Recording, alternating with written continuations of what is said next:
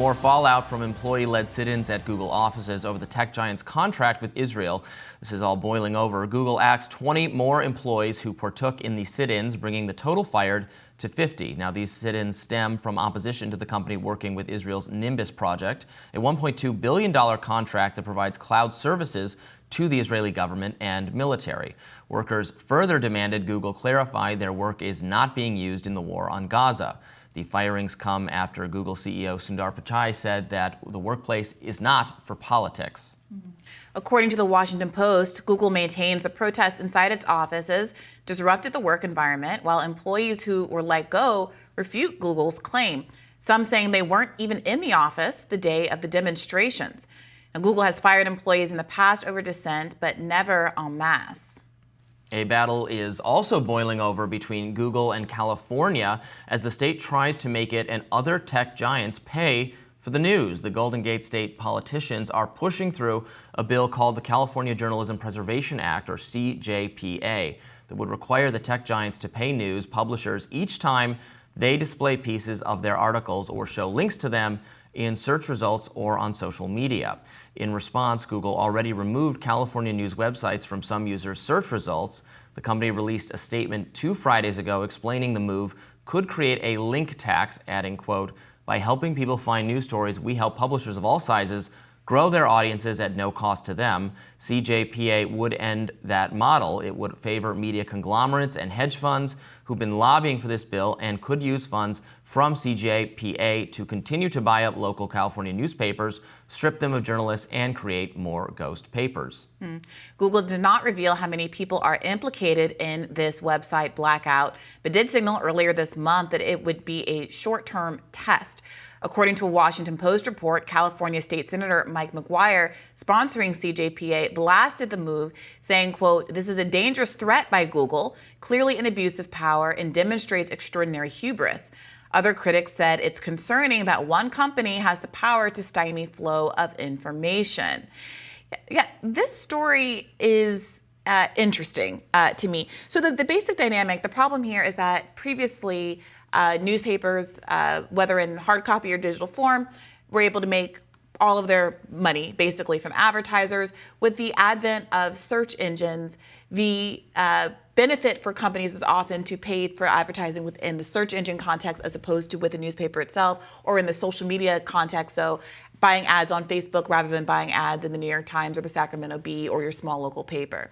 And so now these newspapers are saying, well, the reason people are using your search engine substantially is to find our content. Shouldn't we get a piece of the puzzle, a piece of that pie, especially since we're struggling to even stay in business?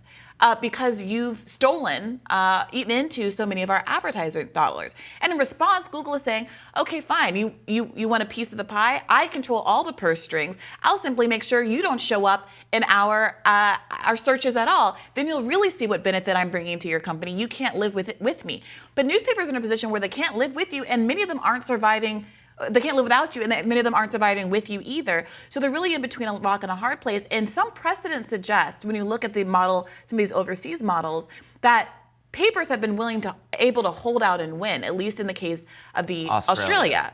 So, I can see them saying, well, we're going to stick this landing. We're going to point to you as you try to strip us from your search results and say, you are the enemy. Look how authoritarian you're being. Look how much power you have. Shouldn't the public be concerned about that? But you can also see this as a bit of a slippery slope for the Google, the web company as well, who might want to stop this in its tracks before it gets too far. Yeah, I mean, look, obviously local journalism is struggling and they're having a difficult time with revenue models, and social media is both a blessing and a curse. Obviously there was a time period throughout the 2010s where Facebook and Google delivered so much traffic to news websites that actually really kept them afloat, and the advertising dollars were flowing very freely. And then Facebook consciously made a decision to stop platforming so much news, I think partly in a response to all the criticism it was getting from the news companies themselves that they were prioritizing the wrong news or bad news or too much disinformation. That whole argument blew up in their faces because now the spigot is off and we're all suffering as a result. But part of me thinks that, while Google may be closer to a monopoly than anything else out there, and maybe that necessitates or warrants some kind of action, and I think they have actually, frankly, more than the other tech companies engaged in some kind of shady practices.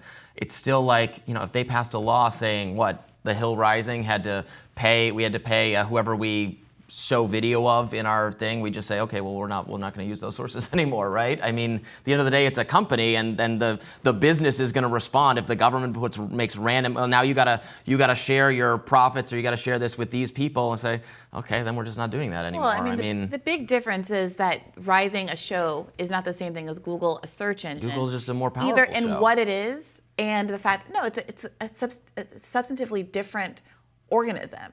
A show that offers commentary on the news is not the same thing as a tool you use to find everything in the world. Well, legally, it's not distinct at all. Legally, it's the exact same thing. Sure, it is a different product, but the way the laws of the internet treat it are exactly the same as the way they treat any internet What do you company. mean? A news show and what is able to use, clip-wise, in terms of fair use, is a very different thing from what a search engine obligations are.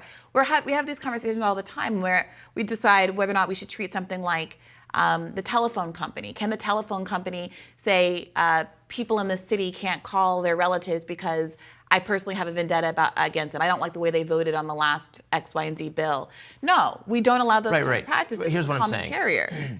But the telephone company is different because it's not an internet company. All internet companies are treated, it doesn't matter whether you're Google or Facebook or the comment section for a small minor website, are all covered under the same law, Section 230, that gives that entity the same right to moderate content to whatever desire it sees fit or not at all, and enjoy the same. And that's why legal there's so many protections. fights over Section 230, because it seems quite obvious that, again, I was comparing this not as an internet company, as an entity that exists on the internet, but as a media company, which has different rules and obligations as a publisher, as opposed to a passive, purveyor of information. I know that, but what I'm saying is the law does not make that distinction for internet companies. There's no the publisher platform kind of thing. That's something people always say that. Yeah, but the law treats them the same way. But this is the argument. In an instance like this, it's patently absurd that you would do that. And I think that many people, this might be an argument that comes back to bite Google in the butt, because Google's profit stems from its power stems from its monopoly power.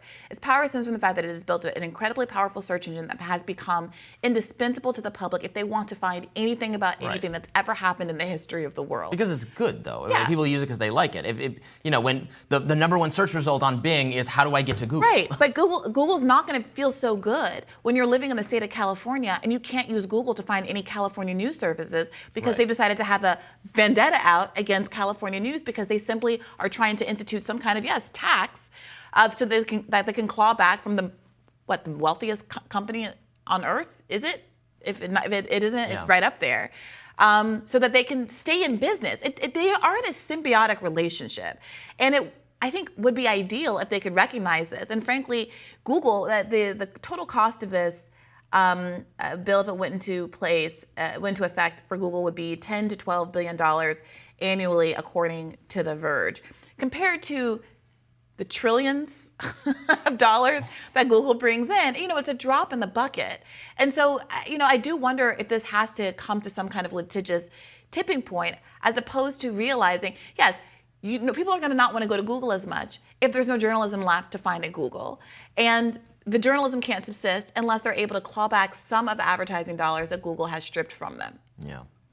I don't know. It's a tough problem, though, because they have this obvious out where they can just deplatform all those news sites, which, I'm not saying that's good. They can only do so many of them, though. They can only do so many of them before it stops being Google. And so it's a collective action problem. And are other media organizations and other kinds of organizations that would be affected by something like this going to stand in solidarity with these Californian journalists and the like to get to a point where Google, frankly, has to bend the knee? Otherwise, it stops being effective as a search engine and maybe even opens up the door for competitors who, up until this point, haven't been able to really compete. Yeah, I mean, it did work in Australia. They got, I think Google came to some arrangement with the government where they made some provisions for the affected papers.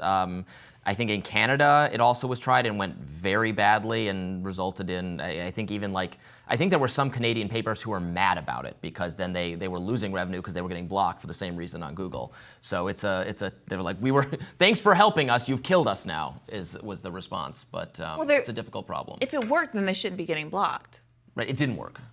Yeah. Right. Well, that's what, I mean, it's a tough problem. I don't know.